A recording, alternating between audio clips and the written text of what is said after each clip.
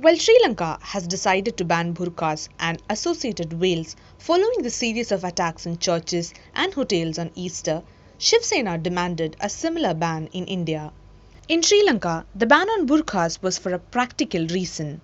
The country did not specifically ban any face garment by name, nor did single out any religious group, as all forms of face scars that may cover up one's identity were banned, be it helmets, masks, veils, or anything for that matter.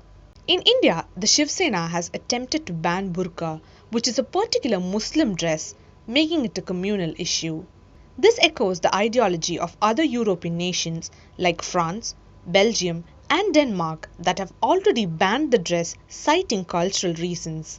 In such countries, outfits like hijab are not considered as a part of their cultural apparel. The demand in India has both advocates and opponents. People like Sadhvi Pragya immediately seized the moment to reiterate the demand of the Shiv Sena. जैसे airport पे जाते हैं उस समय आप कुछ नहीं कह पाते, ठीक है। विदेशों में भी जाते हैं तब आपकी जांच होती है, निर्वस्त्र आपको कर दिया जाता है, तब आप कुछ नहीं कह पाते हैं। और देश में भी जब आप एयरपोर्ट पे जाते हैं तब आपको आपकी जांच होती है, आप बुर्का हटाते हो, हटाना ही पड़ता है, तब आप कुछ नहीं कहते हो।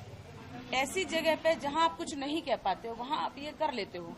परंतु ये लोकतंत्र है, जब ये चुनाव होते हैं, सबको स्वतंत्रता है, उस समय आपको अपने देश के पक्ष में, देश के हित में ये निर्णय स्वयं लेना चाहिए और मुझे लगता है कि लेंगे ये लोग। But the views of Union Minister from Maharashtra, Ramdas Atwale, was different. He said that not all women who wear burqa are terrorists, and if they are terrorists, their burqa should be removed. It's a tradition and they have the right to wear it. There shouldn't be a ban on burqa in India. Others like Asauddin Owaisi made their displeasure known to the proposal. This article in that newspaper is a grave violation of Model Code of Conduct.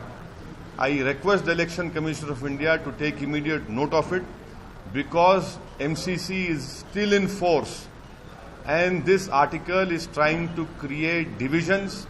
This article is trying to create polarization.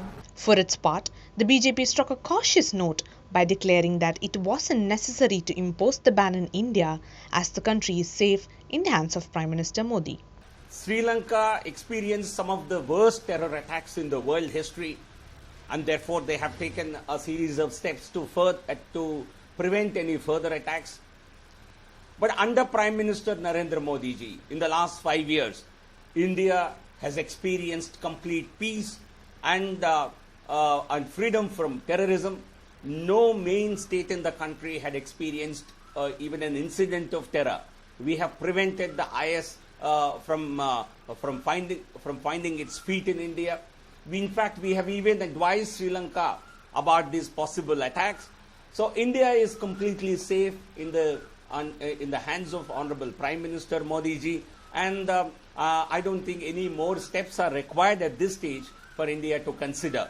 Certainly, suggestions come from any quarter. They can come from any media organization or from a political party, but government makes its policies based on its assessment. However, after the uproar, the Shiv Sena took a U-turn, saying that the editorial views are not the party's official stand.